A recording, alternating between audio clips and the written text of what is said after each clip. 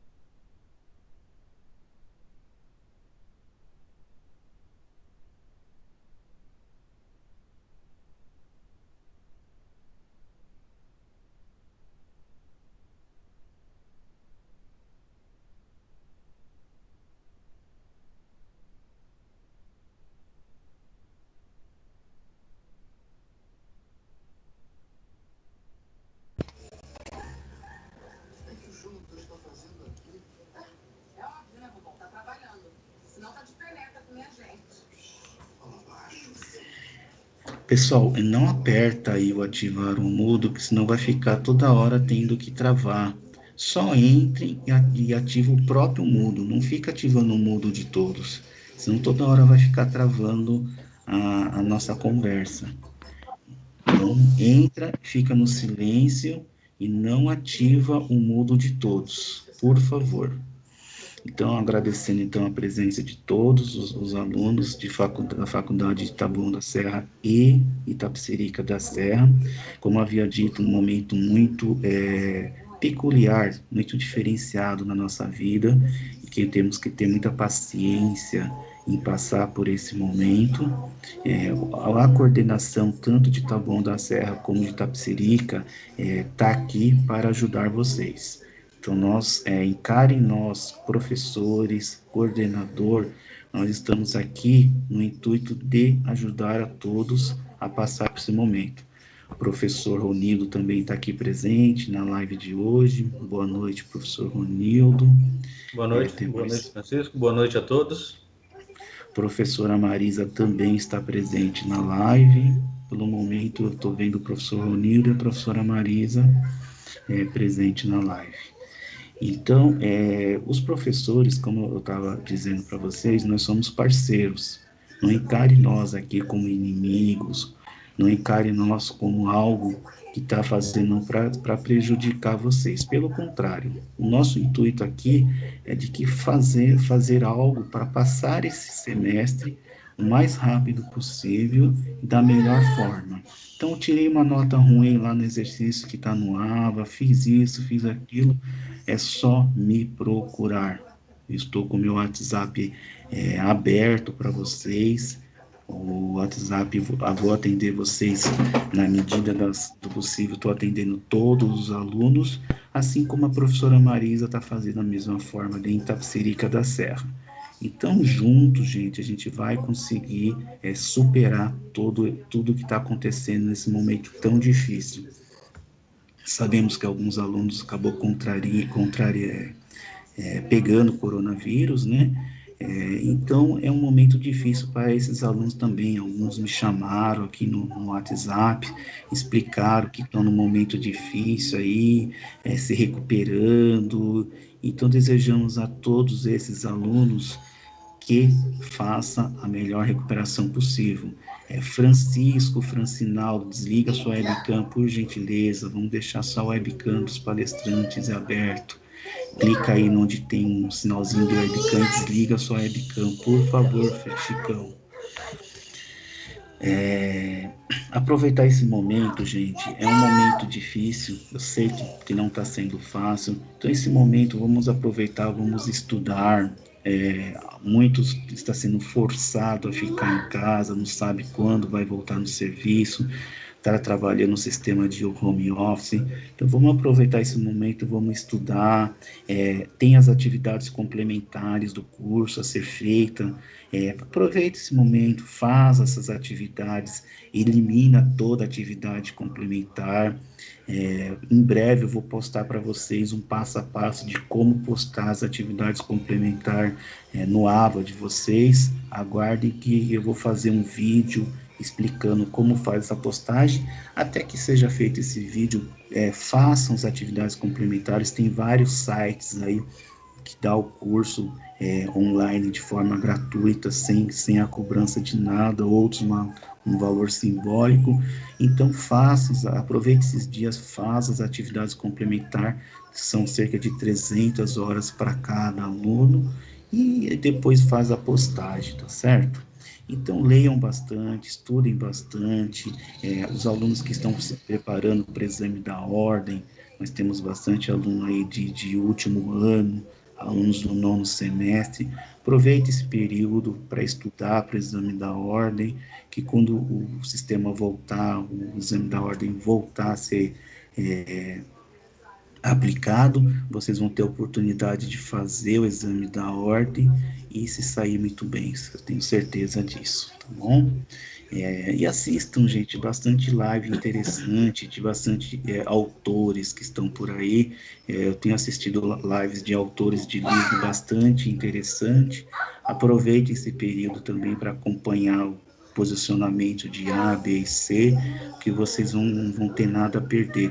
Temos bastante autores fazendo lives bem interessantes, abordando diversos assuntos, como o assunto que nós vamos abordar hoje, tá certo? Então, acompanhe esses autores, tem bastante coisa boa aí para vocês acompanhar de forma online. O tema da nossa live hoje vai ser dos crimes contra a saúde pública em tempos de pandemia e suas consequências penais. Para fazer a abertura da nossa live, eu vou passar a palavra para o professor Ronildo, que ele vai fazer uma pequena introdução falando dos tributos em tempos de pandemia. Ele vai fazer essa pequena introdução do assunto e depois vai passar a palavra ao nosso palestrante. Então, eu aguardo ansiosamente aí no final da live, gente. Fiquem, não vão embora. Vocês fiquem até o término da live, porque eu vou chamar um a um, eu, a professora Marisa, o professor Ronildo, a gente vai chamar um a um de vocês e pegar o nome de vocês por aqui, tá? A gente vai printar aqui o nome de vocês para poder emitir o certificado digital valendo 5 horas complementares. Então, terminou a live, o professor se despediu, foi o finalzinho da live, continuem online, porque aí eu vou pegando o nome de vocês e eu vou excluindo vocês aqui do ambiente, tá certo? Então eu vou passar agora a palavra para o professor Ronildo, que vai fazer uma introdução desta noite.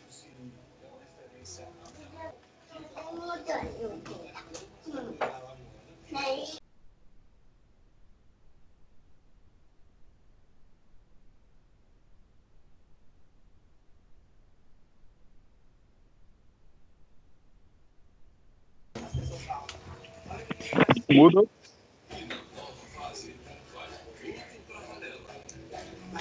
Professor Ronildo, o senhor está mudo, tem que ativar o microfone do senhor. Não está ativado o seu microfone. Obrigado, Francisco. Pessoal, isso, boa noite. Agora começa.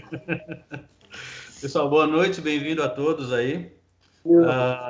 Agradecer aí o Francisco, cumprimentar aí o professor Sérgio Murilo, que foi o meu incentivador nessa vida de docência, foi o primeiro que me trouxe a oportunidade em sala de aula, na sua aula, trazer uma aula naquele momento sobre imposto de renda. Agradecer o Francisco, que também foi meu coordenador, professora Marisa, que também foi minha professora. Então, é motivo de orgulho, de honra estar aqui com vocês, na presença desses mestres que colaboraram muito aí para a minha formação e ajudaram muito para que eu pudesse estar aqui hoje.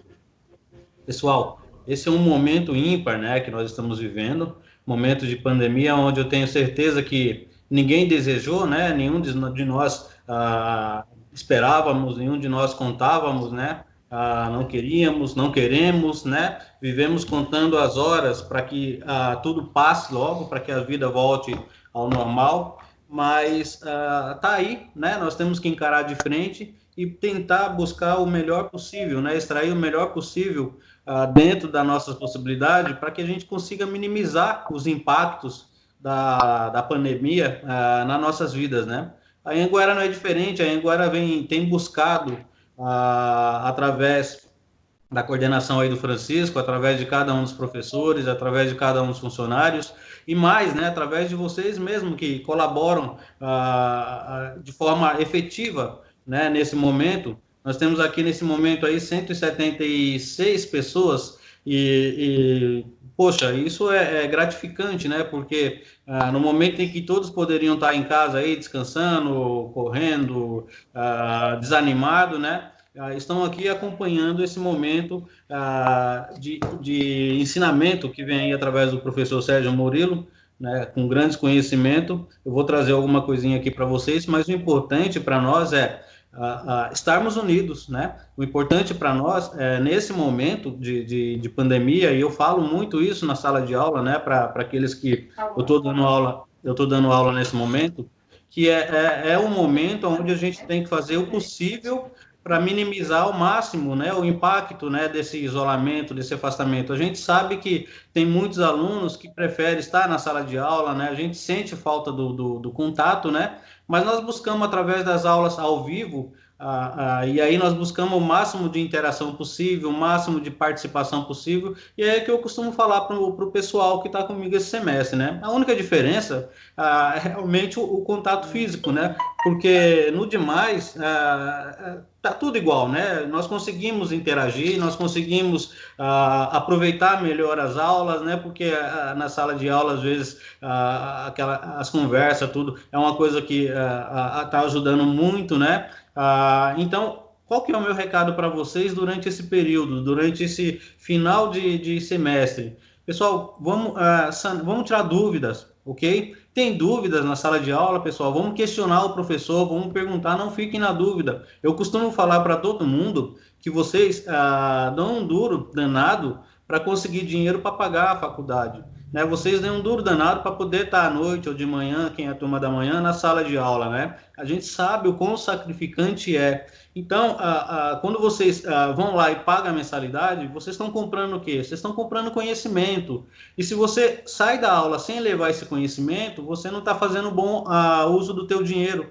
Né? Então, aqueles que têm, eu tive alunos já que durante a live, durante a aula não fez pergunta, mas depois chamou no particular, olha, professor, eu sou tímida e não consegui tirar dúvida, mas eu fiquei com dúvida nisso, ótimo, né? Nosso papel aqui é poder levar o máximo para vocês, né? O melhor possível, poder sanar todas as dúvidas, né? Ainda que o professor não tenha, de repente, como sanar determinada dúvida em um determinado momento, mas ele tem a obrigação de não deixar você na falta do conhecimento. Ele vai buscar a tua resposta e vai te levar. Então, pode ter certeza, né? Vocês estão pagando para buscar conhecimento. Então, não saia das aulas, ainda que seja ao vivo, sem esse conhecimento. Façam um esforço. Se não conseguir assistirem a aula ao vivo, assistam às lives, né, que estão disponíveis, né? Se em eventual momento não achar, procure o professor, a coordenação, para que disponibilize, mas não deixe de levar para casa aquilo que vocês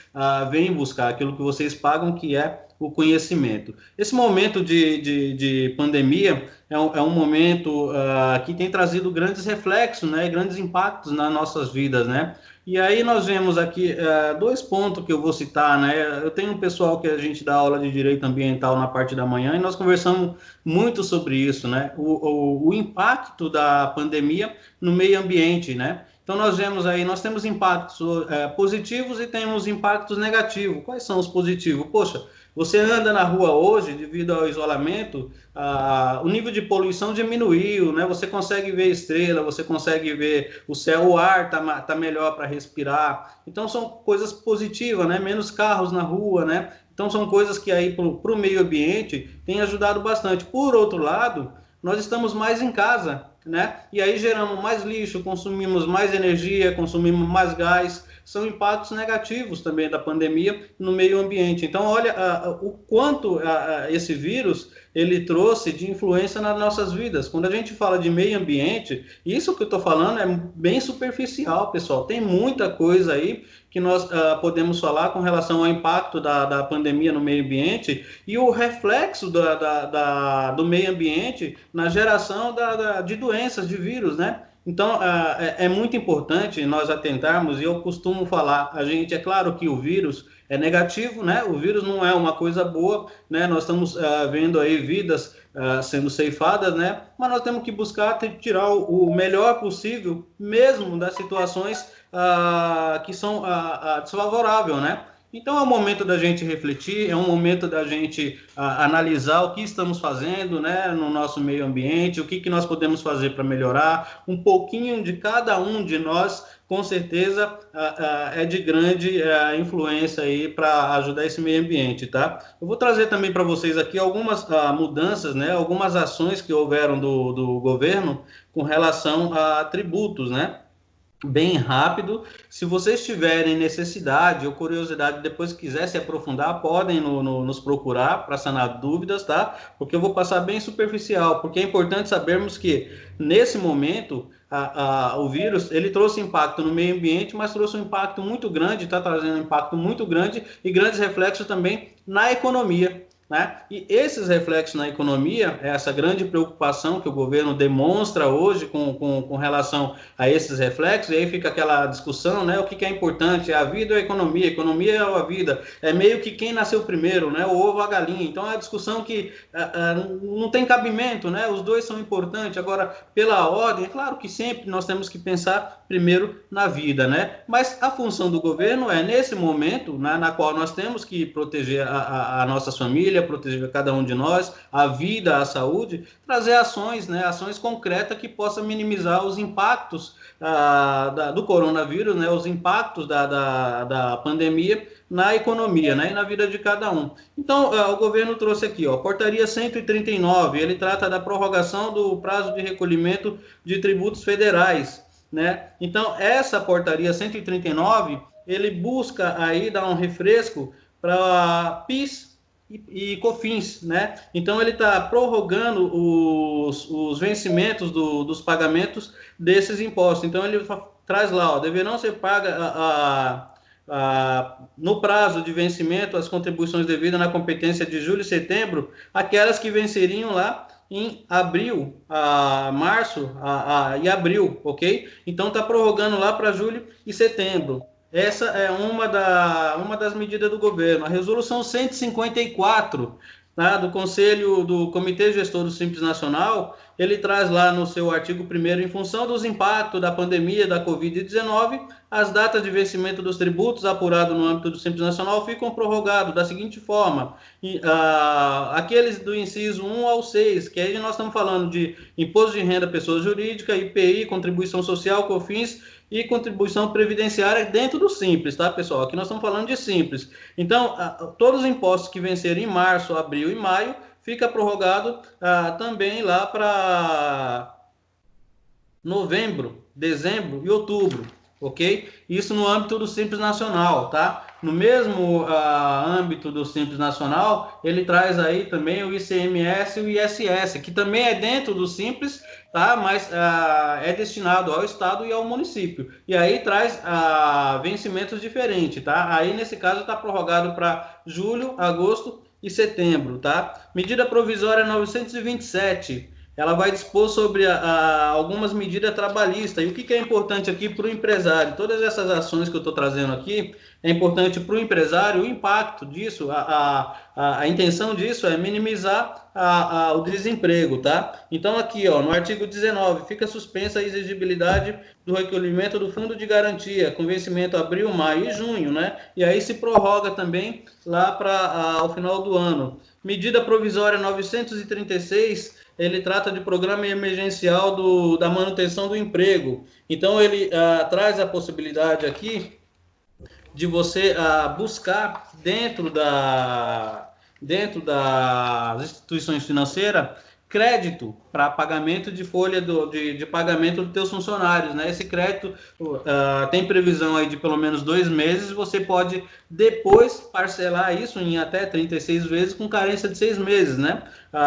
Também é uma medida interessante aí para ajudar as empresas nesse momento. E a medida, por último, que eu estou trazendo aqui, 944, que ele traz, ele fala também da linha de crédito, mas ele traz também a possibilidade, dentro dessa 936, possibilidade de suspensão dos contratos de trabalho e redução da carga horária. Agora, essa da suspensão, que é uma que mais tem sido utilizada, pessoal, por que eu falo uma que mais tem sido utilizada? Porque é essa que está sendo trazida pelos bancos, e aí vocês que estão no grupo, acompanhando, que são empresários, tem aí a pequena empresa de vocês, ou média empresa, ou mesmo grande, atentem. Por quê? Eu estava discutindo isso com o gerente do banco, né?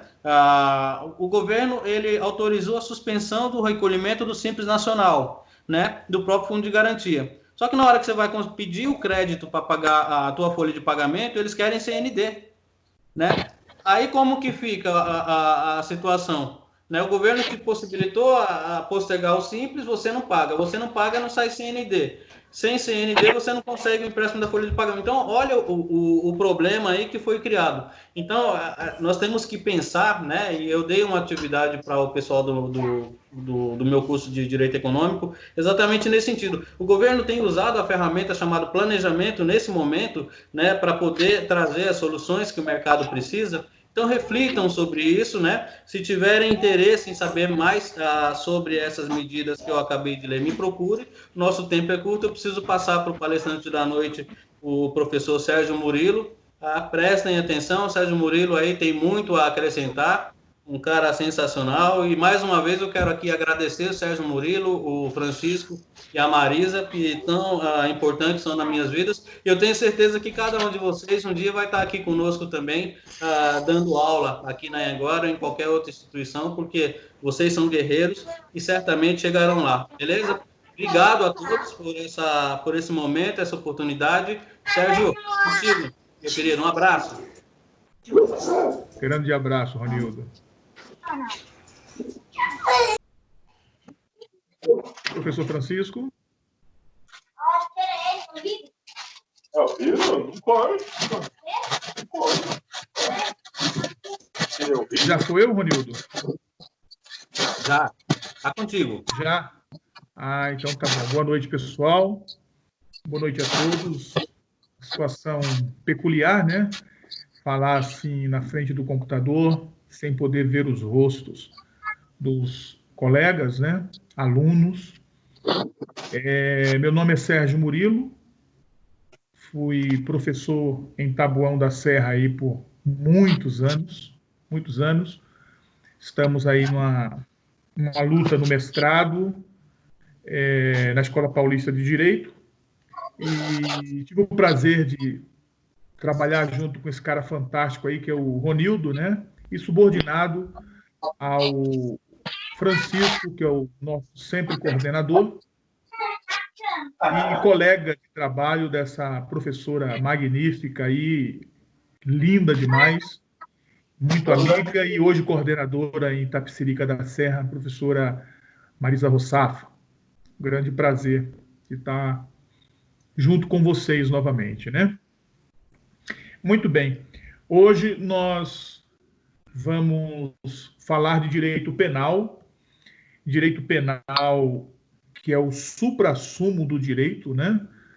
É aquele ramo do direito que todos conhecem muito, alguns na prática, outros apenas na teoria, mas quem não tem alguém da família, né, ou amigo, vizinho, que já precisou ou está precisando de uma ajuda aí, de um trabalho de defesa na esfera penal. Para os alunos aí, eu sou um eterno apaixonado pelo direito penal. Eu tive o privilégio aí de dar aula de direito tributário por alguns anos.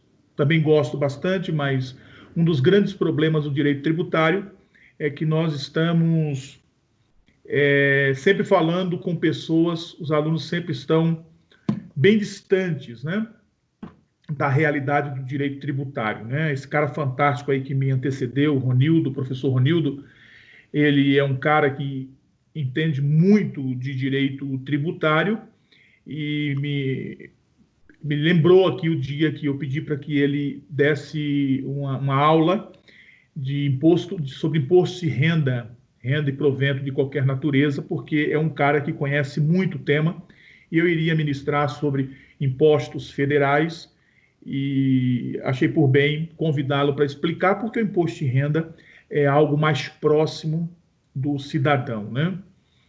Muito bem.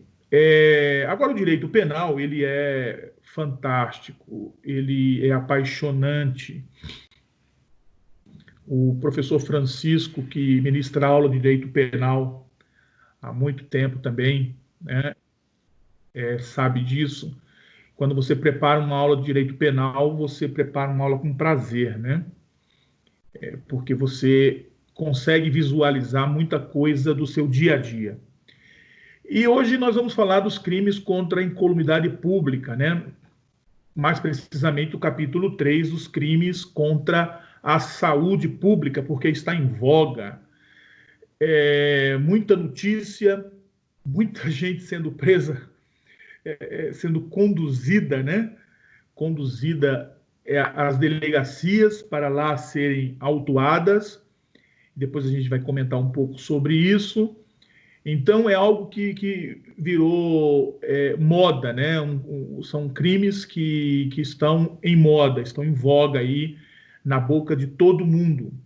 Depois a gente vai ver que são crimes de fácil solução, nada de tão extraordinário, mas que hoje, especificamente, nós vamos analisar que principalmente o crime mais em voga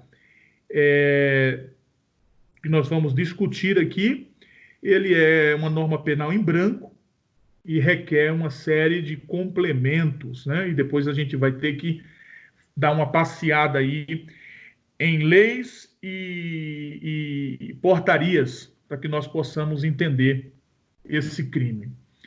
Agora, eu queria, antes de mais nada, como estamos falando de direito penal, conversar com vocês, com todos vocês aí, alunos, sobre código penal. A minha filha, ela inclusive está assistindo a aula. Ela faz direito, está no 7º ano na Faculdade Metropolitanas Unidas, na FMU. E outro dia estávamos à mesa tomando café e ela falou assim: pai, é muito difícil, eu estou perdida. E eu falei para ela algo que me falaram, não acreditei, mas é verdade. Uma hora, tudo se encaixa, tá? Chega um momento que todos os ramos, porque o direito é uno, né? Todos os ramos se ajustam e você consegue entender bem essa atividade que, apesar de não estar no rol das atividades essenciais por questões políticas, é uma atividade essencial na sociedade, no seio social, né? Que o diga quem está preso e precisa de um advogado urgente, né? Mas quando a gente estuda direito penal, às vezes as coisas, em razão da exigência que nos é trazida, né, em sala de aula, hoje a minha filha também, usando como exemplo, ela falou, cobrei dela, falei, você já terminou as atividades? Todas as atividades? Eu falei, terminei, pai, todas terminei, estou postando, mas já postaram mais 13.000 atividades, né? Então, é obrigação aí do professor estar postando as atividades e os alunos estão fazendo em casa. Mas, quando eu estou estudando direito geral, né, direito constitucional, direito financeiro, direito econômico, o Ronildo falou aí que ele tem uma turma de direito econômico, direito tributário, direito administrativo, direito empresarial, são tantos ramos que eu fico meio perdido. E aí eu não consigo dar uma atenção específica a um ramo, apesar de eu saber, né, por experiência de sala de aula, de mais de 10 anos de sala de aula, que os alunos, a maioria, são apaixonados por direito penal porque conseguem entender bem. Muito bem. Quando eu falo em direito penal, eu falo em código penal. E eu vou ter que falar sobre isso porque depois vocês verificarão que, em razão de ser uma norma penal em branco, eu preciso de um complemento, né? Assim como a Lei 11.343, a Lei de Drogas, que o artigo 33 traz lá o crime, né, de drogas, com seus, se não me falha a memória, 18 tipos verbais, né? 18 tipos verbais. Ela precisa de é uma norma penal em branco, ela precisa de um complemento, ela precisa de uma portaria que vai me dizer o que é droga, né? Então, eu tenho uma lei que define o que é o crime de tráfico de drogas e eu preciso agora que uma portaria me diga o que é considerado droga, né? Será que droga é o Corinthians, né? Apesar que está bem próximo ali, o que é drogas, né? Falo isso porque o Paulo Francisco, que é São Paulino roxo. O que é drogas? Então, eu preciso de uma portaria que me diga o que é drogas. Aqui também, eu tenho um código, né? E código no sentido de junção de diversas leis que tratam do mesmo assunto. O Código Penal, ele é um conjunto sistemático de normas jurídicas escritas que se refere ao ramo do direito penal, né? Então, eu tenho ali diversas leis que se juntam e formam um código que vai dar norte a um determinado ramo do direito, né? Então, o conceito primário que eu tenho é que eu preciso ter uma norma que descreva exatamente o que é crime. O que é crime.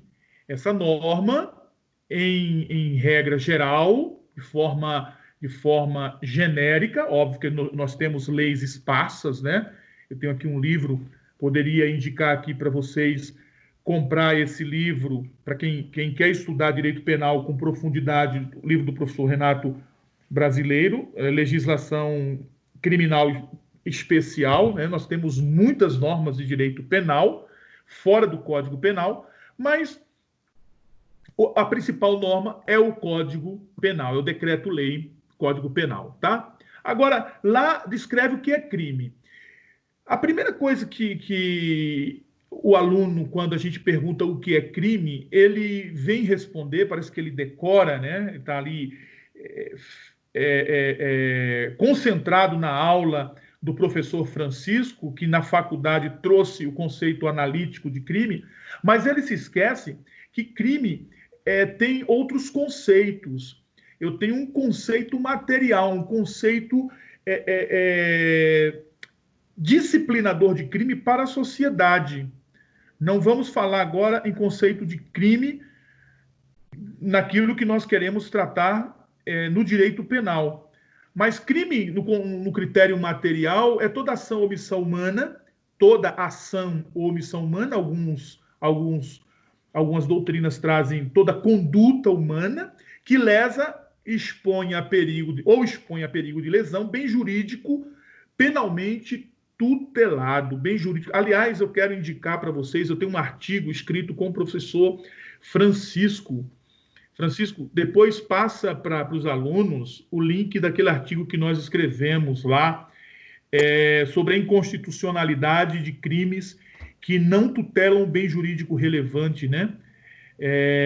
Que não tem nenhum efeito de proteção a bem jurídico relevante para a sociedade, né? Um artigo que, inclusive... Sim, depois eu passo. Passa para eles. É muito interessante esse artigo. Inclusive, eu tive o privilégio de falar com a rádio do STF, deu entrevista na rádio do STF sobre esse artigo, né? Foi muito bacana. Então, o critério material, crime é toda ação ou omissão que lesa bem jurídico penalmente tutelado. Vocês já devem ter estudado que no direito penal, o direito penal ele é a última ratio, né? Alguns autores dizem que é o soldado de reserva. Então, nós temos vários bens jurídicos que são protegidos pelo direito na sociedade, vários bens jurídicos, e quando o direito civil, o direito administrativo, o direito tributário, o direito trabalhista, ele acaba falhando na proteção a esse bem jurídico relevante, entra em ação o direito penal, como soldado de reserva, né? Então, o direito penal é a última ratio, é o último muro protetor do bem jurídico.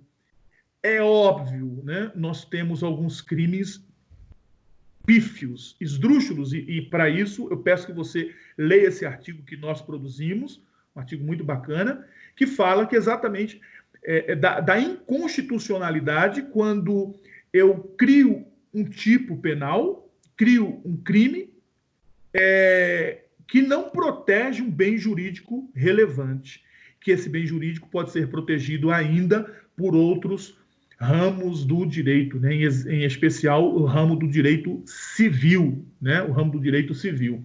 Então, no critério material é isso. É importante isso, quase nenhum aluno dá atenção, mas isso você precisa colocar na sua cabeça, que existe um critério legal de definição de crime. E esse critério, apesar de não estar no Código, ele está na Lei de Introdução ao Código Penal, no artigo 1º. Depois você dá uma olhadinha lá, tem sim, tem, no seu código tem. Professor, não tem no meu código. Tem.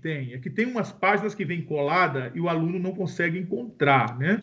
Não consegue achar. Mas está no teu código aí. Lei de Introdução ao Código Penal. Ele não é estudado como a LINDB, a Lei de Introdução às Normas de Direito Brasileiro, né?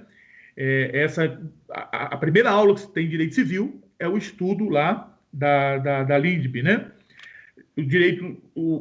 A lei de introdução ao Código Penal, nós acabamos por passar em branco, não estudamos, mas o artigo 1º diz que considera-se crime aquilo, considera-se contravenção aquilo outro. Depois você vai lá, dá uma olhada e você vai ver que existe não só o conceito material, como também o conceito legal de crime, né? E para nós, o que interessa é aquilo que analisa, que destrincha a espécie crime, né? É o conceito analítico, aquilo que vai analisar crime profundamente, né? Em todos os seus termos. É o conceito analítico. Então, nós temos o conceito analítico, crime, como fato típico, ilícito e culpável. Típico, ilícito e culpável, né? Típico, antijurídico ou ilícito e culpável.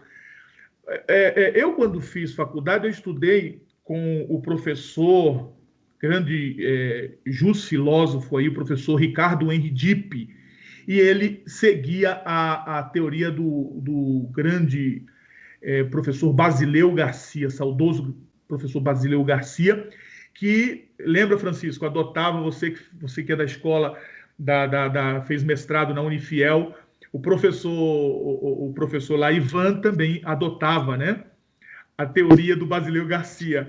Crime, fato típico, ilícito, culpável e punível, né? Punível. Quase não se fala mais isso hoje, né, em sala de aula, né? Punível, né? Mas prevalece a teoria tripartida, crime como fato típico, ilícito e culpável. E nós temos aí uma teoria também que não merece que nós teçamos grandes comentários, que é a teoria bipartida, que é fato típico e ilícito. Um grande expoente é o saudoso professor Damásio de Jesus, que dizia que crime é fato típico e ilícito, porque a culpabilidade era apenas um pressuposto de aplicação da pena. E se utiliza, e olha, não são tontos não, viu? Quem defende essa teoria não, porque o 180, receptação, o receptador, ele responde independentemente do autor do furto, mesmo que o autor do furto seja menor de idade, né? Então, era baseado nisso que eles defendem que a culpabilidade é apenas um pressuposto de aplicação da pena. Mas para vocês, fica aí a dica que crime, teoria tripartida, fato típico, ilícito e culpável, né? Culpável. Muito bem. Agora, tratando sobre o Código Penal, quando eu abro o Código Penal, eu preciso saber mexer no Código Penal, preciso aprender a manusear o Código Penal. O Código Penal eu tenho uma parte geral e uma parte especial. Parte geral e uma parte especial. Parte geral, do artigo 1º até o 120, parte especial vai do 121 até o 361, se não me falha a memória. Me corrijam se estiver errado em 361, né? O parte geral tem 8 títulos, na parte especial tem 11 títulos. É muita coisa para eu estudar, realmente. Mas o direito penal, quem está aí no 9º ano, né? Eu acredito, Francisco, que tem alunos de 9º semestre, 9º ano não dá, né? 9º semestre, não temos? Assistindo aí a palestra, são alunos que já estão se preparando para fazer a prova da OAB, né? E, consequentemente, atuarem, né? Então, quando eu inauguro o meu escritório de advocacia, eu vou começar a atuar e pasmem vocês, os primeiros clientes serão clientes que cobrarão de vocês serviço, que contratarão os serviços de direito penal, né? Ninguém vai no teu escritório para você entrar com mandado de segurança porque a mercadoria dele foi apreendida no Porto de Santos. Esses clientes irão no escritório do professor Ronildo, né? Ronildo aí, essa figura, né? Vocês viram terno, gravata, né? Lindão, bonitão. Se eu fosse a mulher, casaria com Ronildo, viu, Ronildo? Mas eu caso também com você de qualquer forma, tá? Mesmo sendo homem, se você quiser, a gente casa. Mas o cara que teve a mercadoria apreendida no Porto de Santos, ele não vem no teu escritório, né? Aliás, meu escritório é aqui em Alphaville, né? E uma pessoa me procurou, depois de muitos anos já de atividade, né? Já tinha vários anos atuando, e são uns 12 anos atrás, não mais, uns 15 anos atrás. Ele foi no meu escritório, já estava atuando há vários anos, e ele chegou e disse para mim que a mercadoria tinha sido apreendida no porto de Vitória, e o que eu poderia fazer por ele. E eu quase falei para ele assim, ó, eu vou te ajudar a chorar, sentar e chorar, porque eu não sabia o que fazer, né? Porque geralmente as pessoas, depois eu aprendi a trabalhar e hoje tenho vários clientes aí, mas ninguém vai no teu escritório falando para você entrar com uma repetição de débito aí tributário. Geralmente o escritório, as pessoas vão lá procurar você para você atuar no direito penal, né? Então, professor, o que eu preciso saber para começar a atuar no direito penal? Vocês precisam estudar crimes contra o patrimônio, né? 155 a 183, estudar tudo que pode sobre isso, porque serão os primeiros clientes, né? A iniciar lá pelo subtrair para si ou para outro em coisa alheia móvel, ou 157, subtrair para si ou para outro coisa alheia móvel mediante violência ou grave ameaça, né? Então, esses estarão no teu escritório lá, ou geralmente a família dele quando é 157, porque ele está preso, né? Então, isso aí vai acontecer de monte. 121 ao 157, aos 154, crimes contra a pessoa, né? Você precisa estudar muito teoria do crime, não tem como atuar no direito penal sem entender teoria do crime, tá? Artigos 13 ao 25. Isso é muito comum, concurso de pessoas. Você precisa entender concurso de pessoas. E aí, isso vai ser muito cobrado para você nas denúncias. O promotor vai denunciar e vai denunciar por organização criminosa, a antiga formação de quadrilha, né? Então, vai incluir, e você precisa conhecer bastante o tema, você precisa entender de ação penal, aliás, você vai ser advogado, se você seguir a carreira policial, esquece, ação penal não vai ser a tua praia, né? E também entender das penas, da aplicação das penas, né? Estudar bastante lá as penas privativas de liberdade, restritivas de direito, pena de multa, né? Os regimes, né? O aberto até 4, semiaberto acima de 4 até 8, fechado acima de 8. Isso precisa estar na tua cabeça, porque o cara está contando lá a história e você aqui já está pensando que isso vai fazer a diferença na hora de cobrar, tá? Na hora de você colocar na mesa o contrato para ele assinar, você precisa entender a gravidade do delito cometido pelo seu cliente, né? Então, você precisa entender a teoria das penas, porque aí hoje a pessoa está contando para mim e eu já tenho uma noção de quantos anos ela vai tomar. Tráfico de drogas, ela está contando, estou fazendo algumas perguntas para ver se ela ou o familiar que está me contando, se ele se encaixa no parágrafo 4º do artigo 33, para que eu possa pedir a redução, né? Então, ele está falando, eu estou aqui mentalizando e materializando o que eu vou cobrar na hora de fechar o contrato com esse cliente. Muito bem. Eu fiz esse apanhado aí para que a gente não caísse paraquedas nos crimes contra a incolumidade pública, né?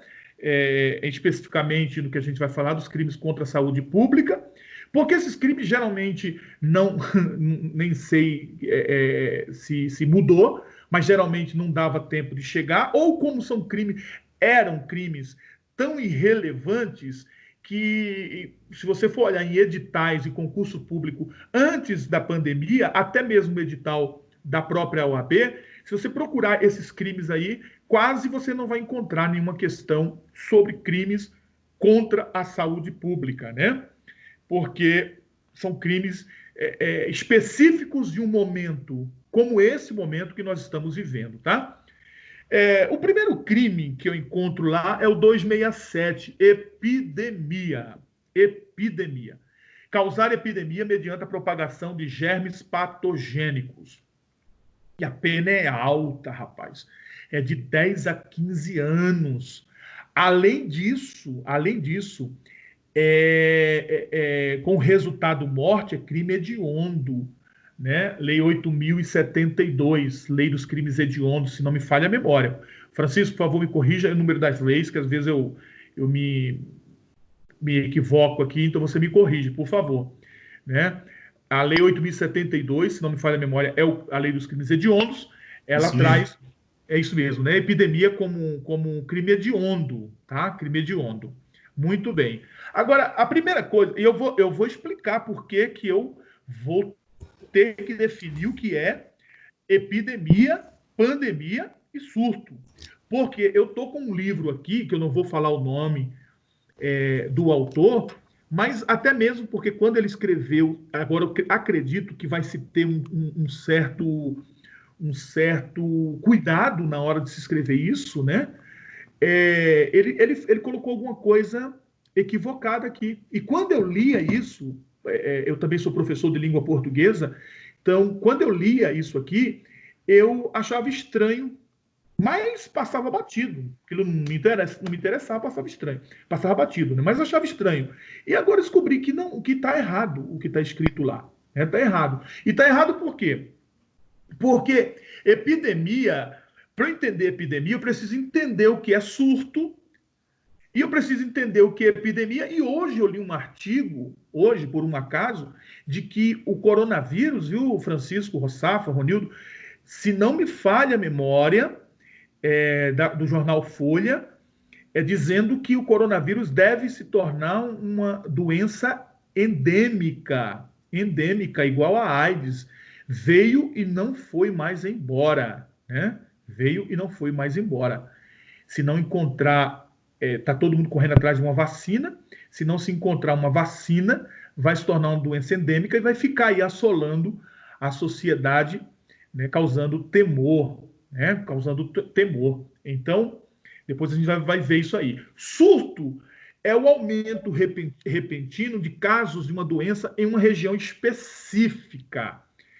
Então, aqui em Barueri, onde eu moro, nós temos alguns bairros que têm surtos de dengue, ou surto de dengue, né? Então, está lá num bairro específico, um surto de dengue.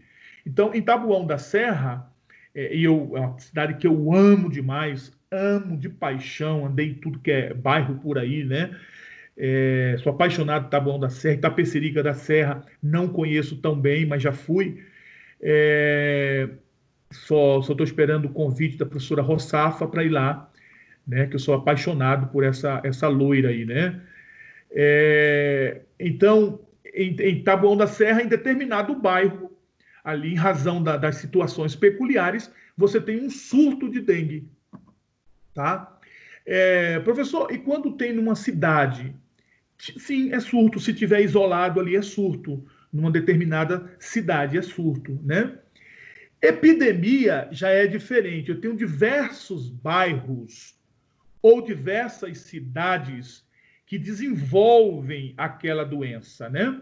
Então, eu tenho no Amazonas diversas cidades que são focos de malária. Então, malária é epidêmico no estado do Amazonas, né? Porque são diversas cidades que têm foco dessa doença. Então, epidemia, tá? E pandemia é diferente, é o pior de todos os cenários. Vocês viram aí como foi difícil a OMS declarar o coronavírus como pandemia, né? É o pior dos cenários. Se espalha pelo planeta, diversas regiões do planeta, tá? Então, não vou achar algo absurdo se depois descobrirem que o coronavírus já estava aqui no Brasil na época do carnaval, né? Ele se espalha por diversos locais do planeta, diversas regiões. Poucas são as pandemias declaradas pela OMS. Em 2009, nós tivemos, né, a gripe suína, né, que surgiu no México, se não me falha a memória, gripe suína, mas acabou sendo mais controlado e encontraram rapidamente também uma solução, né? Então, eu tenho surto, epidemia e pandemia. Eu quero só ler aqui o texto desse professor para vocês entenderem que, como não era um crime que estava em voga, algumas pessoas erravam. Epidemia. Epidemia é o surto de uma doença transitória que ataca simultaneamente número indeterminado de indivíduos em certa localidade. Não, isso é surto. Certa localidade, quando eu tenho uma localidade certa, é surto. Epidemia, eu tenho que ter diversas localidades, tá bom? Então, é só para vocês terem uma ideia. Se isso como não era cobrado, né? Ó, agora nós vamos ver que vai surgir várias situações cobrando conhecimento sobre pandemia, né? Então, eu tenho agora os crimes propriamente ditos, né? Crimes propriamente ditos. E aí eu tenho na epidemia, não é objeto. Vou também trazer depois uma situação peculiar nesse crime, tá? Teve um cidadão que se cogitou denunciá-lo pelo crime de epidemia.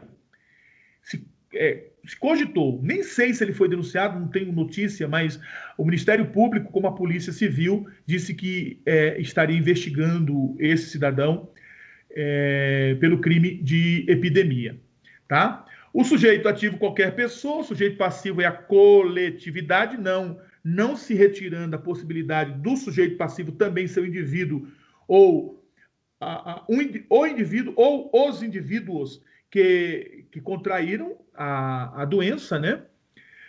Agora, o elemento subjetivo. Isso é muito importante, pessoal. Elemento subjetivo. E eu não sei se a dificuldade era minha. Quando eu estudava, todas as vezes que se falava assim, natureza jurídica de um instituto, eu tinha dificuldade de entender. Qual a natureza jurídica da sentença de paternidade? Cara, mano, eu falava assim, morri, velho, morri. Qual é a natureza jurídica? Primeiro, eu não sei o que é natureza jurídica. Então, se eu não sei o que é natureza jurídica, eu não tenho como saber qual é a natureza jurídica, né? Então, cara, ferrava, né? Eu não conseguia desenvolver o raciocínio. Mas, com o passar do tempo, eu digo isso como conselho para os alunos aí de primeiro, segundo, terceiro, quarto, quinto, sexto, sétimo, oitavo, nono e 10º semestre, as coisas se encaixam, tá? Depois eu descobri o que era natureza jurídica, né? E aí também tinha esse problema do elemento subjetivo. Elemento subjetivo é aquilo que está dentro da sua cabeça, tá? Aí, ó, aqui, ó, dentro da sua cabeça, aqui, ó, o que se passa aqui. Você teve vontade de praticar, você assumiu o risco, hoje a gente precisa falar isso, por causa do dolo eventual, que é muito presente em diversos crimes, né? O dolo eventual, ou isso surgiu por uma ação imprudente, negligente ou imperita da sua parte, né? Alguns alunos se atrapalham também na culpa, né? Nos crimes culposos. Imprudência, negligência. Imprudência, eu faço o que não poderia fazer. Eu sempre uso como exemplo o cara que anda 160 por hora. Ele não pode andar 160 por hora aí na Raposo Tavares, aí na Regis, né? Regis Bittencourt, a maravilhosa, gloriosa Regis, não se pode andar 160 por hora. Ele está sendo imprudente. Negligente, ele deixou de vistoriar o veículo.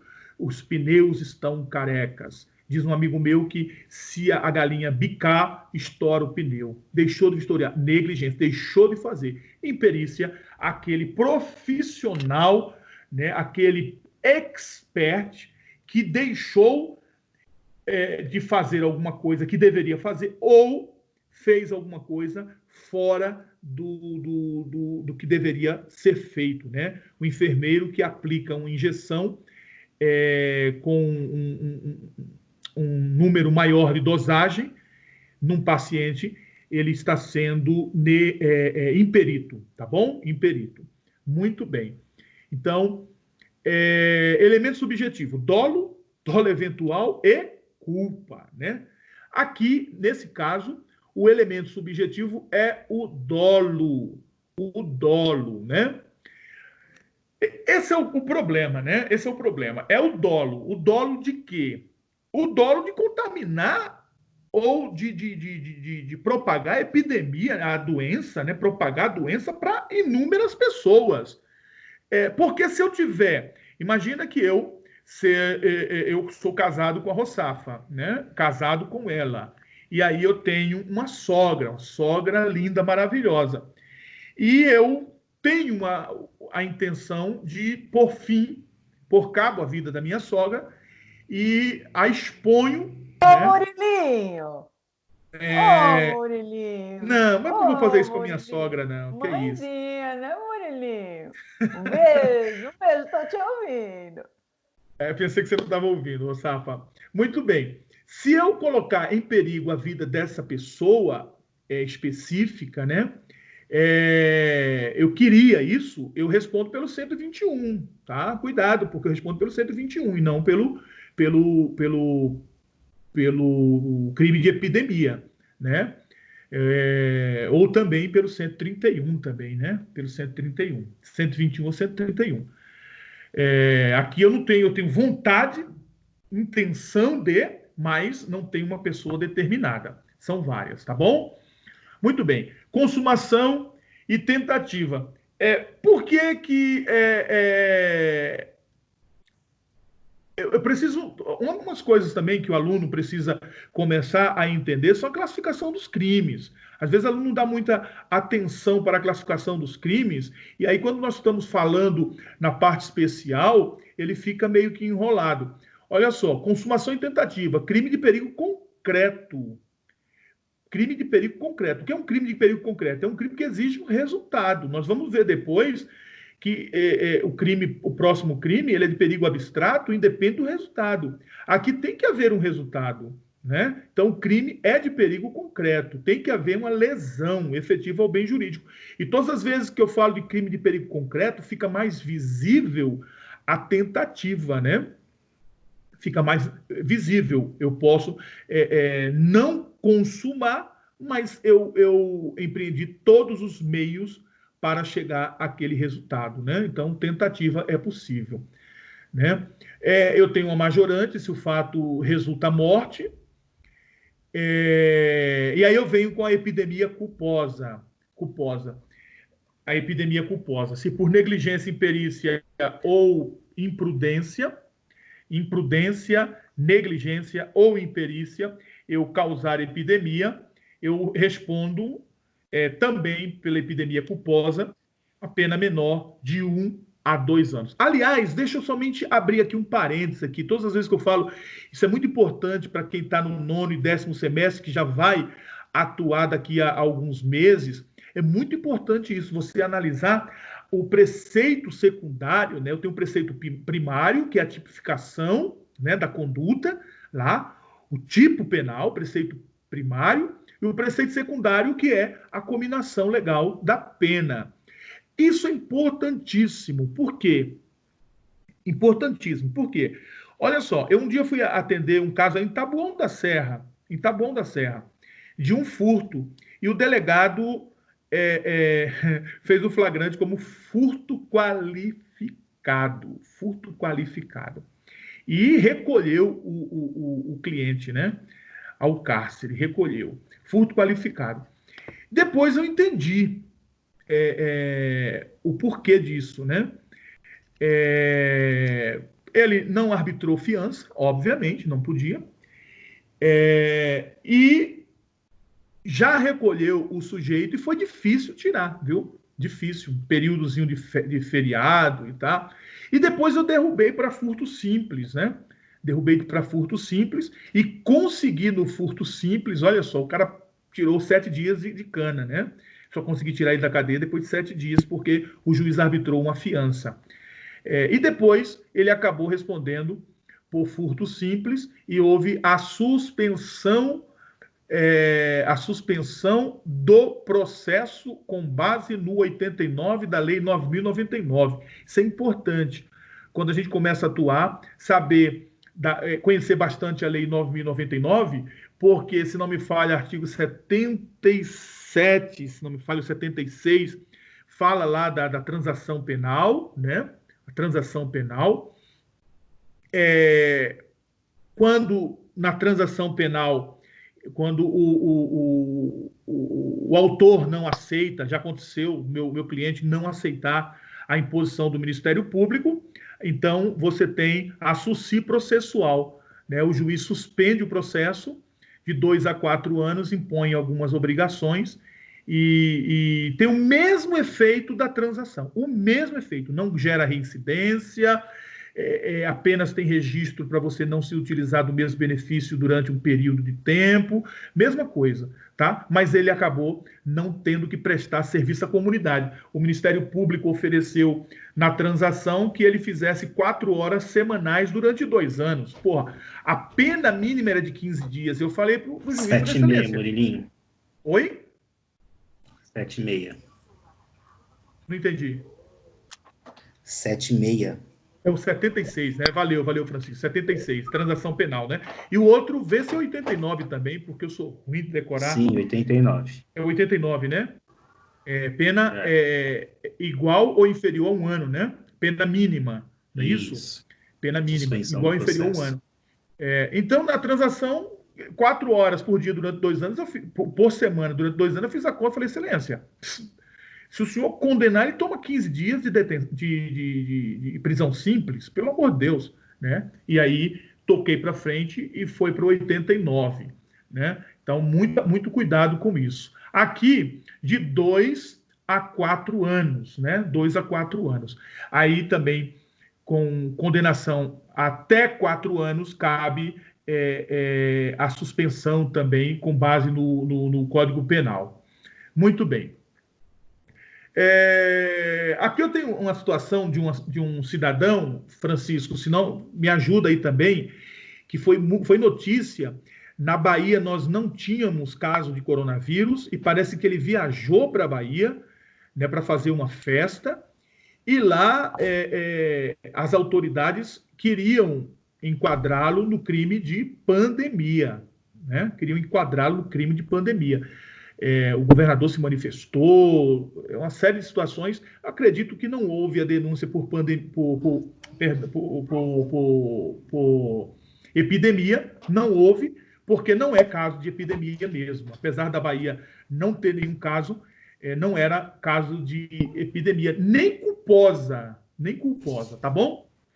E aí o mais importante, para nós caminharmos aí para o final. Quantos minutos eu tenho aí, Francisco? Você tem 10 minutos. 10 minutos, muito bem. É o suficiente. Artigo 268.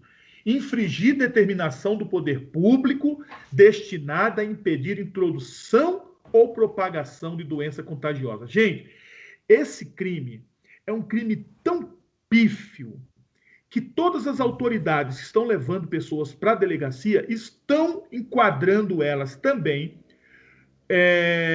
no crime de desobediência e, em alguns casos, de desacato. Tá? Para quê? Para ver se engrossa o caldo, porque o crime, cara, é de menor potencial ofensivo. Detenção de 1 mês a 1 ano. Detenção de 1 mês a 1 ano. A maioria absoluta, e o Francisco, que atua no direito penal aí, vai poder engrossar o caldo aí, né? Endossar o que eu estou dizendo. A maioria vai ou não vai prescrever, Francisco? Vai, né? Vai. O Estado não consegue, em 3 anos, a sentença até sai, mas o acórdão não sai. O recurso especial não sai, o recurso extraordinário não sai. Então, é um crime que não causa temor nenhum nas pessoas, porque é um crime de menor potencial ofensivo. Crime de menor potencial ofensivo. Entretanto, ele está em voga e você precisa conhecer. Né? Precisa conhecer. Primeiro, que a norma penal em branco precisa de uma complementação. Precisa de uma complementação. Eu vou adiantar aqui, para depois a gente voltar aqui, ó. Sujeito ativo é qualquer pessoa, sujeito passivo é a coletividade ou a pessoa lesada.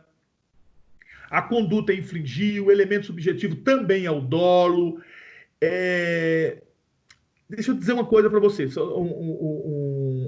algo que eu aprendi na vida prática. Dolo eventual. Dolo eventual só é possível, só se encaixa, essa teoria, ela só vai ter relevância nos crimes materiais, gente, né? Nos crimes materiais, porque exige um resultado. Como que num crime que não exige resultado aqui, infringir determinação do poder público é um crime de perigo abstrato. Basta você infringir que acabou, né? E aí tem o dolo eventual, né? Não tem muita noção. Eu estou dizendo que eu li um artigo de um cara falando isso aí, besteira, né? Besteira. Então, é um crime de perigo abstrato, então ele só se consuma no momento da violação à determinação, mesmo que não haja resultado. Não tem resultado, mas eu digo, olha, eu vou sair, eu sei que existe uma norma, mas eu vou descumprir, né? É possível a tentativa, apesar de ser perigo abstrato, é possível? Eu moro num prédio aqui, e aqui em Alphaville está as moscas, um mausoléu, né? Ninguém pela rua, ninguém anda, todo mundo dentro dos seus apartamentos, dentro de suas casas, dos condomínios, está todo mundo fechado. E aí, eu estou me preparando aqui para sair, sem máscara, sem nada. Tomei todas as providências para sair porque eu quero desobedecer às normas da Secretaria de Saúde aqui do município. Eu quero desobedecer. E aí, alguém impede que eu saia, foi tentativa, eu vou responder, tá bom? A tentativa é possível. Agora, para eu entender esse crime, eu preciso entender que existem 3 normas que eu preciso analisar. Primeiro, a Lei 13.979, que foi a primeira lei editada e que veio já pedindo uma só, né? Mas acabou vindo 2 portarias, uma interministerial e uma ministerial. A primeira que veio foi a portaria ministerial do Ministério da Saúde. Não sei se eu tenho ela aqui, mas veio a portaria do Ministério, assim, a 356, de 11 de março de 2020, a portaria 356. Então, a lei 13.979, que é de fevereiro, deixa eu dar uma olhadinha aqui, ela é de 6 de fevereiro, tá? Ela foi complementada pela portaria 356 do Ministério da Saúde e depois veio a portaria número 5, que é uma portaria interministerial elaborada pelo Ministério da Justiça e o Ministério da Saúde, por isso interministerial, tá bom? Os 2 ministros que não estão mais no governo, que era o ministro da Justiça, o Sérgio Moro, e o ministro da Saúde, o Mandetta, né? Eles juntos elaboraram a portaria número 5. Então, quando eu vejo o crime aqui, o tipo penal diz infringir determinação do poder público destinada a impedir a introdução e propagação de doença contagiosa. Tá, norma penal em branco. Eu preciso olhar para a lei. A lei 13.979, ela trouxe lá no seu bojo a ordem. Deixa eu puxar aqui a lei aqui, ela trouxe aqui, ó, no artigo 3º, para enfrentamento da emergência de saúde pública de importância internacional decorrente do coronavírus, as autoridades poderão adotar no âmbito de suas competências, dentre outras, a seguinte medida. Aí vem isolamento, quarentena, determinação de realização compulsória de A, B, C, D, E, né? Então a gente vai ver, vai dar uma olhada nisso aqui, né? Então, o que acontece? O descumprimento das medidas previstas no inciso 1, A, B e E, e do inciso 3 do artigo 3º da Lei 13.979, poderá sujeitar o infrator a responder pelo 268 e também pelo 330, que é o crime de desobediência. Veja, primeiro 268, né? E depois em concurso com o 330. Muito bem. Mas ele fala, o descumprimento O artigo 3º da lei fala sobre responsabilização civil, administrativa e penal. É importante você saber que o seu cliente pode ser processado pela... Está disposto na lei, a Advocacia Geral da União, requerendo o ressarcimento ao erário público de todas as despesas que teve com a ação negligencial dele. Tá lá. Uma das primeiras vezes que eu vi, que eu sou um defensor disso, eu acho que o cidadão aqui não vai ter medo dessa pena pífia, mesmo em concurso, né? Em concurso material ou formal, no caso aqui formal, né? Uma ação, 2 resultados, né? Ou material, 2 ações, 2 resultados. Mesmo em concurso, ele não está nem aí. O problema é que é bom você dizer para ele, a União está disposta na lei que ela poderá ajuizar ação contra você para requerer ressarcimento, ressarcimento ao erário de tudo aquilo que ela gastou comprovadamente com a sua ação negligente. Tá joia? Muito bem. Aí diz o artigo 4º, descumprimento das medidas previstas no inciso 1 e nas alíneas A, B, 1 é quarentena, não é isso? Isolamento. O inciso 1 é isolamento. A, B e C do inciso 3. O inciso 3 é determinação de realização compulsória. A, exames médicos. B, testes laboratoriais. E o E, tratamentos médicos específicos. Então, essas determinações complementam o 268, tá? Complementam o 268. Eles começam a dizer como que você infringiu. Infringir, muito vago, né? Determinação. Quais são as determinações? A lei penal em branco veio um complemento por uma lei que puxou 2 portarias e disse o que é que você é obrigado a fazer e que se você não fizer, você está infringindo. O que você é obrigado a fazer? Você é obrigado a cumprir o isolamento, sim. Você é obrigado, sim. Eu até puxei aqui, não é o nosso caso aqui para ser discutido, mas o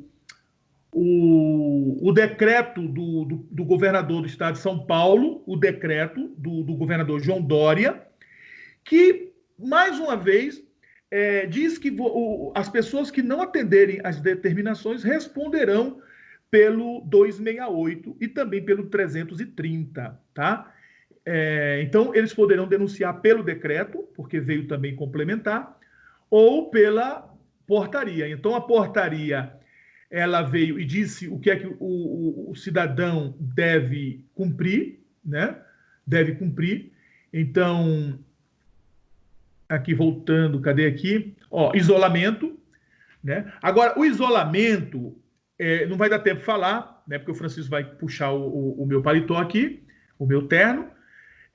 Não vai dar tempo de falar, mas isolamento é diferente de quarentena. Isolamento, você é suspeito, tá? Teve contato e aí é por isso que é preciso uma notificação expressa.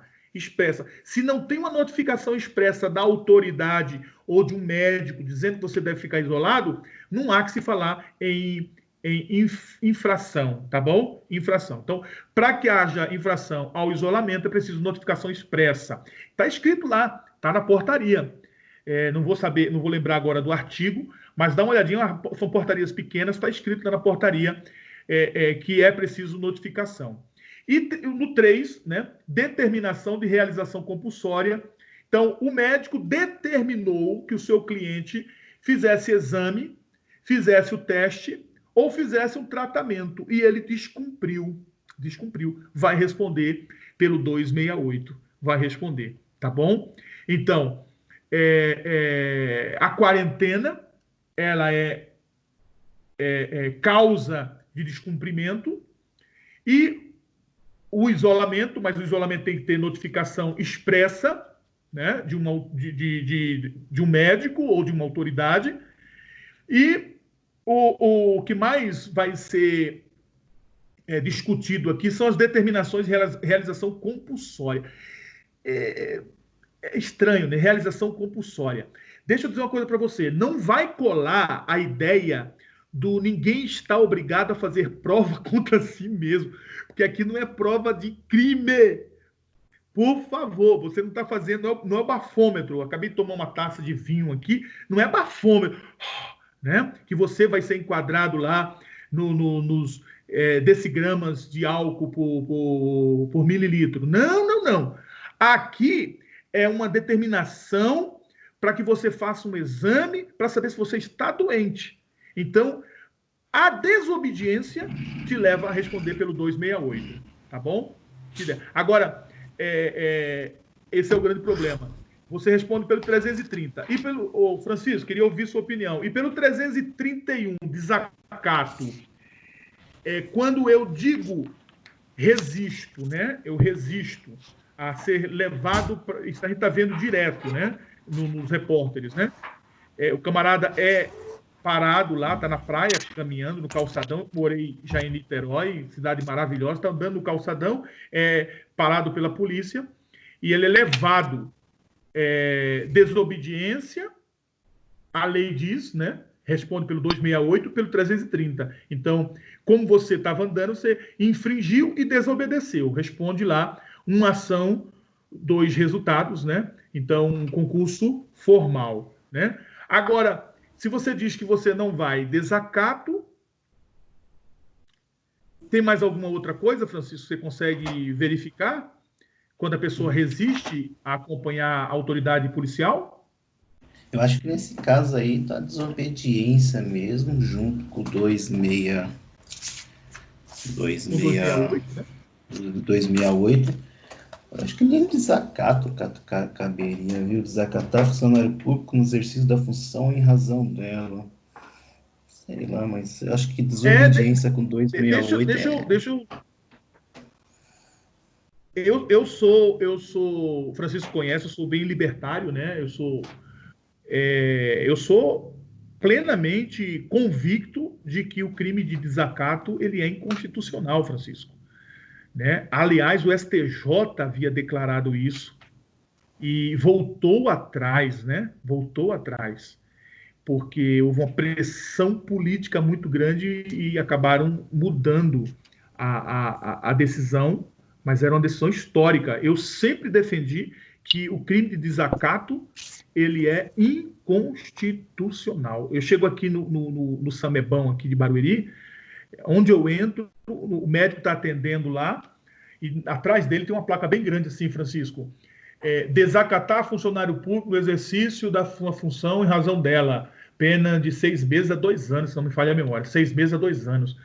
Cara, é duro. Isso aí é para intimidar o administrado a não reclamar, né? Porque se ele reclamar, está desacatando o médico.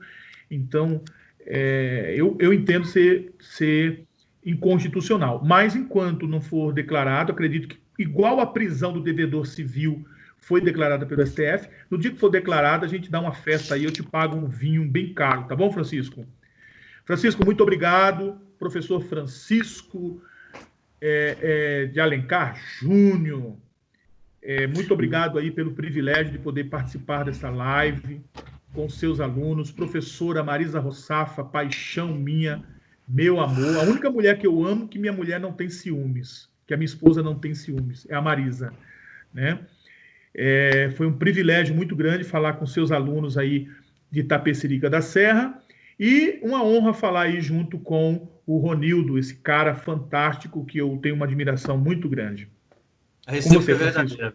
A recíproca é verdadeira, viu? Obrigado. Professor Sérgio Murilo, agradeço muito por ter dado essa aula de Direito Penal para nós. Eu gostaria só de fazer um adendo, caso você permita, caso Vossa Excelência permita, no parágrafo 1º, número A, no artigo 273, se você observar esse artigo, é um artigo bastante interessante aqui. O que diz esse artigo aqui no 273, parágrafo 1º A? Inclui entre os produtos a que se destina este artigo medicamentos, matérias-primas, insumos farmacêuticos, cosmético, saneamentos de uso em diagnóstico. Tem uma pena, que é a falsificação dele. Se você olhar o caput, é a falsificação dele. tem uma pena de reclusão de 10 a 15 anos. Então, esses dias eu verifiquei ali no Pirajussara, que é aqui no Taboão da Serra, existia uma pequena, um galpão falsificando álcool em gel. Rapaz, é verdade, rapaz, é verdade. Eu tenho E um estudo sobre isso. essa falsificação de álcool em gel aí, colocando no parágrafo primeiro, a linha, o número A, do 273, vai dar uma reclusão de 10 a 15 anos. Esse crime, ele é hediondo, né? É um crime hediondo, Lei Edil, 8.072 de 90. 72. Imagine só, o sujeito, na boa fé dele, falsificando álcool em gel, aproveitando esse período de pandemia aí, falsificando álcool em gel, e vai ter uma penalidade de 10 a 15 anos, e por ser hediondo ainda vai estar sujeito a um cumprimento de pena aí bem severo, né? Só fazer essa observação, porque eu achei bastante interessante. Quando eu vi o noticiário na televisão, fui pegar o código para ver, porque sou estudante de direito agora, quando olha um noticiário na TV, já tem que pegar o código que está em mãos e ver que figura que equipara aquele tipo penal, né? Aquele fato que está sendo documentado ali na televisão. Porque Professor muitas Francisco, vezes... professor Francisco, deixa eu fazer um adendo ao seu adendo. Eita, Deixa, mais um Murilinho. adendo. Mas abre a webcam aí, senão não vai ter Esse, adendo, não. não que eu não pentei o cabelo. Normal. Esse artigo aí, ele é flagrantemente inconstitucional, né? Eu ia Tem acabar, estudos. eu ia É, falar isso, você Rosafa. falsificar, ó, na farmácia do Murilinho mesmo, em vez dele vender o produto Mary Kay, ele venda mariquinhas, quer dizer que é pior do que tráfico de drogas, é isso? Então, pelo Olha, princípio a- da a- a- proporcionalidade, derruba isso aí, caramba. Opa! mas O, o, até que ele não seja declarado inconstitucional, o que você acha Não, que o doutor. polícia vai Não. fazer? Pelo princípio. Não, vai para o o Francisco, processo, mas na hora da sentença, a gente vai, pelo princípio da proporcionalidade da pena, ele é é, flagrantemente inconstitucional, né? Quer dizer o que é Francisco, pior vender álcool em gel que droga. É que nem agora o pacote anticrime também tá fazendo umas figuras bem estranhas aí. é que Pode falar, Murilo. nós estamos vivendo um estado policialesco, né, Francisco? Mas aproveitando o ensejo aí o adendo da professora Rossafa, eu tive uma declaração, numa sentença, uma declaração, Rossafa, de inconstitucionalidade incidental, porque eu aleguei em primeira instância, né? Lógico que não houve a declaração aberta, porque isso ia requerer o quórum qualificado lá do TJ de São Paulo, né? Mas, alegando isso, o princípio da proporcionalidade, no caso, a pessoa estava sendo punida mais severamente porque xingou a mãe dele de vaca, essa era a tônica, ele xingou a mãe dele de vaca. E a pena era maior do que deixar de prestar alimentos para a mãe, que alimentos é vida, a gente sabe disso. Então a pena era maior. E eu dizia que quem fez esse artigo aí não entende nada de direito penal, né? Então eu ia fazer por isso que é muito controverso, Francisco. Achei por bem também nem tocar no assunto, mas eu tenho um artigo sobre isso. Reclusão de 10 a 15 anos. O cara falsifica álcool em gel, pega 10 anos, e o outro que pratica tráfico de drogas está sujeito a pena de 3 anos, não é isso? 3 anos ou 33, né, Rosafa? 3 a 15 anos, né?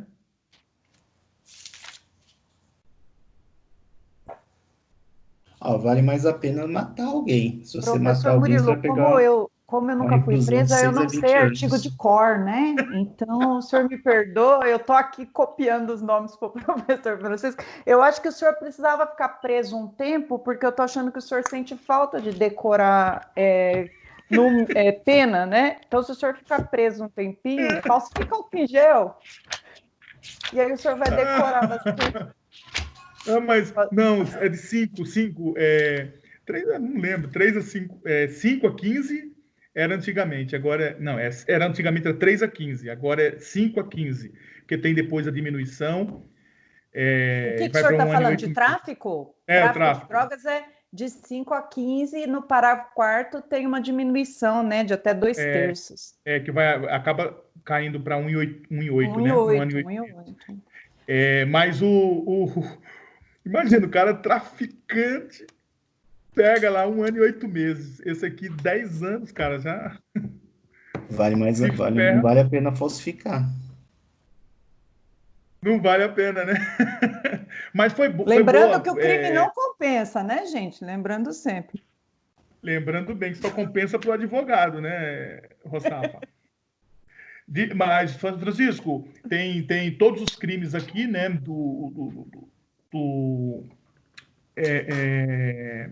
crimes contra a saúde pública. Nós só falamos do 267 e o 268, né?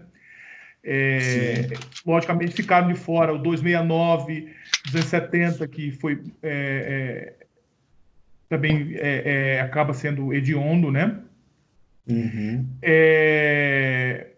São muitos crimes, então por isso que eu escolhi somente 2 crimes aí, que são os que mais estão aparecendo, né? Aqueles que saem da toca, vão passear nos calçadões da vida, acabam sendo levados à delegacia, né? Sim, com certeza. É como você falou, são crimes novos. Antigamente não se tinha notícia desses crimes. Antigamente não se falava, vai se falsificar alguma coisa, vai se falsificar álcool em gel, vai ser quadrado aonde? Não, nada disso tinha antigamente. Você olha agora, são crimes novos, tanto para quem está cometendo, que não sabia que aquilo era um crime tão grave, como para aquele que está prendendo, né? Vai prender e vai qualificar e vai colocar em que tipo penal. Eles vão ter que jogar um tipo penal. Jogando esse daqui, vai pegar uma penalidade, uma pena aí bem alta. Até que seja Até declarado. tirar, e é verdade, que seja Gustavo, declarado. até tirar da cadeia. Ô, Sérgio A não ser Murilo, que na audiência de custódia. Oi? diz uma coisa, só aproveitando, deixei porque é um assunto que circulou a semana inteira aí.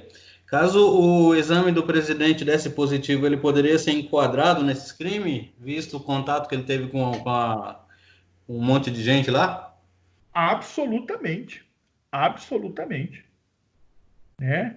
Ele infringiu, claro. Aliás, não precisa. Aquele não precisa é que, óbvio, ele é o presidente e tem o poder na mão, né? Mas aqui a pessoa não precisa estar doente, viu, Ronildo? Professor Ronildo, não precisa. Ele infringiu determinação do poder público, ele vai responder pelo 268 e pelo 330, como bem disse aí o professor Francisco de Alencar Júnior, né? Vai responder, tá? Então, não é nem... eu não sei também quais são as normas lá do Distrito Federal, né?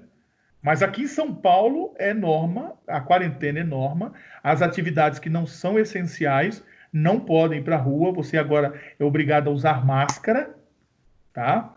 Obrigado a usar máscara.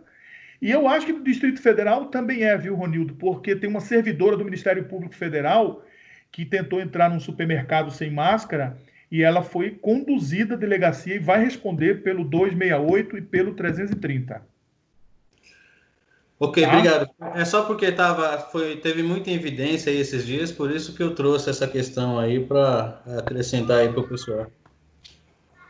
Não precisa. Aqui, se comprovar que estava doente, aí é pior, embora que aí precisa ele precisaria comprovar que existia uma expressa determinação de isolamento, aí não quarentena, isolamento, né?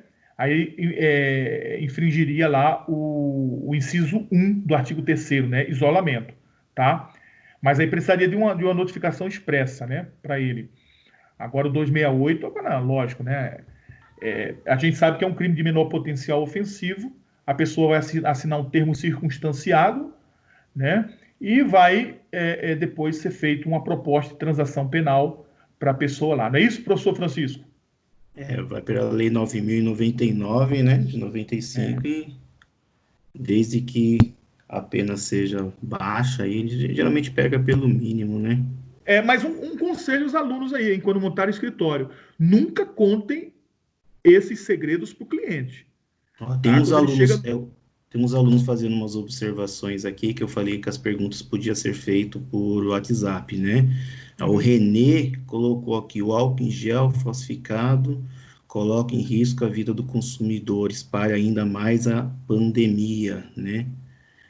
Acho que o Fábio também está falando aqui, posicionamento com relação à falsificação.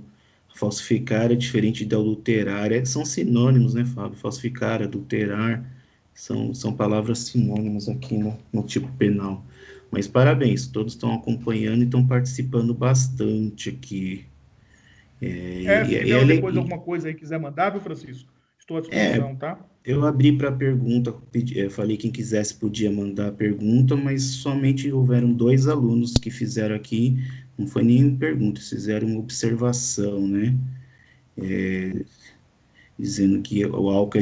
porque foi levado, no caso, Fábio, foi levado para verificar, né, se foi falsificado mesmo. Isso daí é feito mediante um laudo. Então, durante do laudo, é constatado se houve falsificação ou não. A princípio, eu não assisti da Atena, não, Fábio, porque eu não assisto da Atena, mas a princípio parecia que era falsificado mesmo, eles estavam falsificando ali. E no próprio tipo penal fala, né, falsificar, corromper, adulterar ou alterar o produto. Então, por isso que entraria nesse tipo penal, mas tem que ver o desenrolar do processo para saber se vai ser mesmo esse tipo penal ou não. Olha, o que mais? Eu acho que, deixa eu ver se tem mais alguma pergunta aqui. Deixa eu ver. Falsificar. Que mais?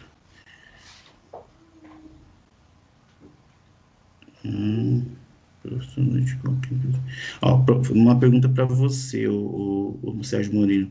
Professor, boa noite. Qual crime o presidente iria responder se estivesse contaminado? Então, eu acho que eu já respondi aí para o professor Ronildo.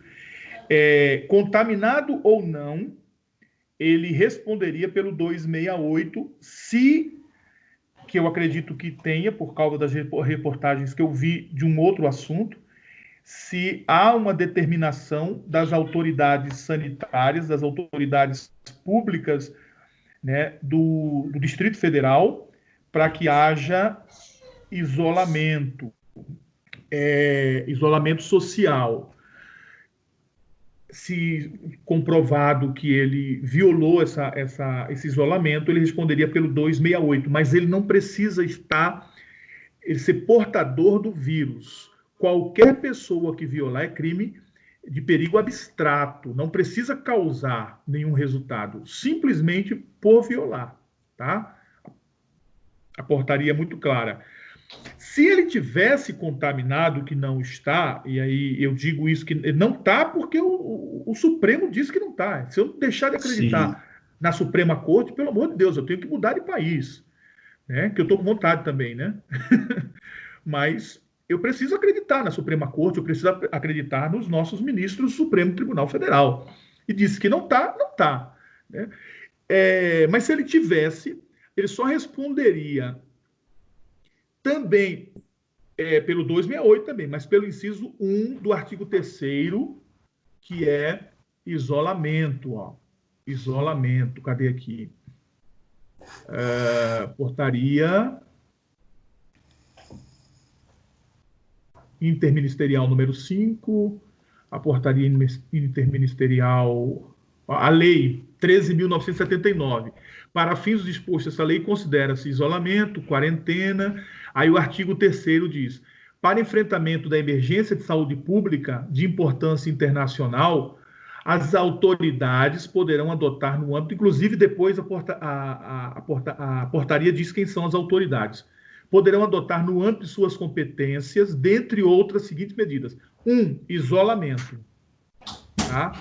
Isolamento. Então, ele só responderia aqui pelo inciso 1 isolamento, por ele ter quebrado o isolamento, se houvesse o quê? Eu falei isso, notificação expressa e fundamentada de um médico ou de uma autoridade dizendo que ele tinha que ficar isolado lá, parece que por 14 dias, né? É isso, Francisco, 14 dias, né? A pessoa tem que ficar... Tem uma outra pergunta aqui, Sérgio, acho que eu vou abrir para você, eu iria responder, mas eu vou abrir para ti. Professor, pergunta ao convidado, nesse tempo de pandemia, se há algum tipo de punição para os governadores que tomam decisões de forma autoritária. Cuidado com esse nome autoritário, que não existe autoritarismo aqui, né? Mas de forma inconstitucional, abuso de poder. Quer responder, Serginho? Quero. Isso uma pessoa, um cliente meu ligou para mim falando se eu não tinha nenhuma medida contra o governador João Dória, né?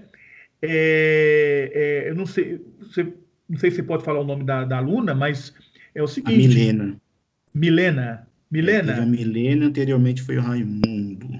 Raimundo e Milena. Fábio. Raimundo Isso. E Fábio. Milena, é o seguinte... o Supremo disse, e eu já defendia isso, Milena.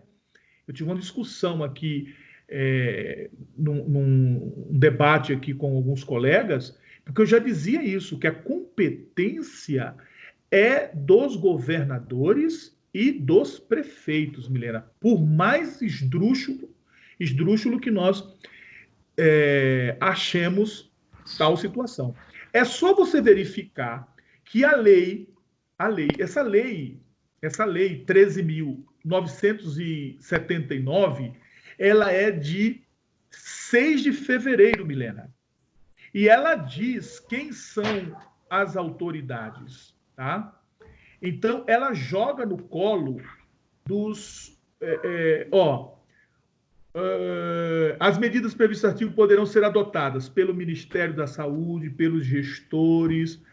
Aí ela diz que a delegação estabelecer a delegação de competência para a solução dos casos nele omissos. Então, o governo só delegaria se fosse omisso, tá? Mas a lei, que é de 6 de fevereiro, já dizia que, primeiro, o Ministério da Saúde, os gestores locais de saúde, os gestores locais de saúde nas hipóteses 3, 4 e 7...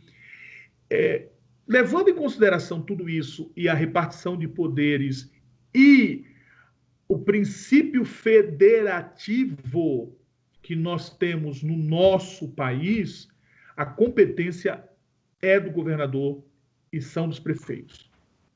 Por mais absurdo que nós achemos. Nós nunca passamos por isso, Francisco. Então, nós não tínhamos essa situação do governador e contrário as ideias do chefe do Executivo Nacional, né? Mas eu defendia e o Supremo disse. O Supremo disse e acabou, não tem mais o que discutir. O Supremo disse que é governador e prefeito. Então, por mais ruim que seja a decisão, ele é e o Francisco falou bem, o professor Francisco, né? Cuidado com a expressão autoritarismo, porque nós não vivemos um autoritarismo, né? Então, a competência é dos chefes executivos estaduais e municipais. Isso aí. Deixa eu verificar se tem... Eu acho que não... Depois da apreensão do álcool em gel, se verificar que não está falsificado, qual seria o crime? Então, se não está falsificado, não vai haver crime, né? Se não há falsificação, se o álcool realmente é álcool em gel e foi produzido dentro das normas de segurança, dentro da norma da vigilância, e não há que se falar em falsificação. O que pode ter acontecido se descumpriu algumas normas aí, de forma administrativamente receber uma multa, né? Mas não seria o caso de crime, porque o laudo constatou que não houve falsificação. Tem o ilícito administrativo, o ilícito civil e o ilícito penal. A gente sai do ilícito penal, pode ser um ilícito administrativo. Então é isso, professor Sérgio Murilo. Vamos encerrar aí a nossa live de hoje. Eu vou pedir só para aguardar, os alunos aguardarem. Oi? Algumas pessoas, tem alguns alunos assistindo da FMU, Francisco. Um abraço aí para todos eles, tá? Bacana, legal. E eles perguntaram para mim se E também da Anhanguera aqui de Osasco, da Anhanguera de Vila Mariana, cara. A Anhanguera de Vila Mariana. Perguntaram como é que vão receber o certificado das 5 horas. Ó, nós anotamos aqui o nome de todas as pessoas que estão presentes. A professora Marisa me ajudou nesse trabalho, e todas as pessoas que estão presentes, nós anotamos aqui o primeiro nome. Eu vou deixar o meu WhatsApp, que é o WhatsApp corporativo. Vocês me mandam uma mensagem com o nome, CPF, e eu emito o certificado digital e encaminho para vocês. A gente vai pegar esse nome que vocês vão encaminhar para nós, bater com o nome que está aqui. Nós temos aqui aproximadamente 176 pessoas que assistiram, né, que ficaram até o final. Então, a gente fecha aqui com 176 pessoas que assistiram. Meu WhatsApp é 11 40 97 6089. 11 40 97 6089. Então, vocês me encaminham o WhatsApp dizendo que assistiu, o nome completo, a gente bate com o nome que está aqui na listagem de vocês, e batendo com esse nome que está na listagem de vocês, que está na nossa listagem, a gente faz a emissão do certificado digital e encaminha para vocês. Então, agradecer a presença do professor Sérgio, professor Ronildo, que ficou aí nos prestigiando até o momento, professora Marisa também, e dizer que foi um prazer, professor, ter o senhor conosco nesta noite. Desculpe a intromissão, doutor Francisco, o senhor pode me confirmar novamente? O WhatsApp do senhor é 11 47 40 97 certo? 6089. 60? 89. Ah, ok. É o corporativo, Então, né, Francisco? Isso, mas ele fica junto com o meu aparelho normal. Então, 11 40 97 6089. Só encaminhar aí a mensagem, que no decorrer dos dias eu encaminho o certificado digital para vocês. E obrigado, professor Sérgio Murilo, por ter nos presenteado com essa live aí magnífica. Obrigado, Ok. professor, pelo convite. Obrigado. Uma boa noite para o senhor, doutor Francisco. Boa noite, pessoal, e tchau para todos. Tchau. Um abraço. Valeu, pessoal. Obrigado. Boa noite. Boa noite, obrigada. Boa noite. Boa noite, pessoal. Boa noite. Boa noite. Boa noite, professora. Boa noite, Francisco. Boa noite a todos. Boa noite, professora. Tô aqui, gente. Não abri a live porque eu não pentei o cabelo. Boa noite. Boa noite. Amor. Boa noite. Beijo. Boa noite. Boa noite, gente. Agora você apareceu, né, professora? Boa noite. Professor Ranieri. Professora, Boa noite. não esquece de parar a gravação. Você vai parar?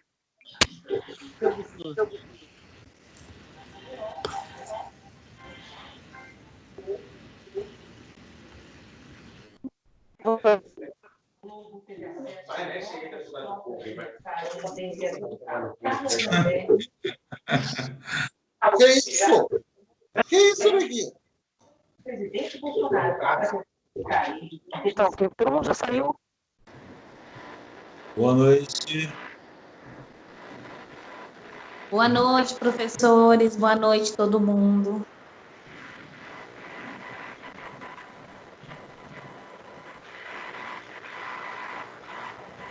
Boa noite. A gente pode sair, professor? Precisa você pegar o primeiro nome, como ontem.